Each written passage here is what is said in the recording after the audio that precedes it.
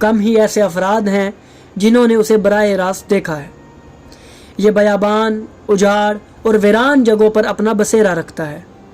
तमाम परिंदों के बरक्स उसकी ज़िंदगी तन्हाई में गुजरती है और इंसानी आबादी में उसका ज़रा भी अमल दखल देखने को नहीं मिलता।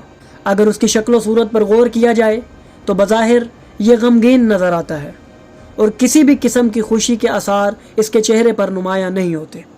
लेकिन नाज़रीन, यहाँ सवाल ये है कि क्या हमेशा से उल्लू ऐसा ही था या कुछ ऐसा हुआ कि जिसने इसे इंसानों से मायूस कर दिया और इंसान नामी मखलूक से इसे नफ़रत हो गई। आज की इस वीडियो में हम आपसे उसी राज को बयान करने वाले हैं। नाज़रीन, कामिलुज़ ज़ियारात में इमाम जाफ़र सादिक अलैहिस्सलाम से मंसूब एक रिवायत नकल की गई है कि हुसैन बिन अबू गंदर कहते हैं कि एक दिन इमाम जाफ़र सादिक अलैहिस्सलाम ने अपने असहाब से पूछा, क्या तुम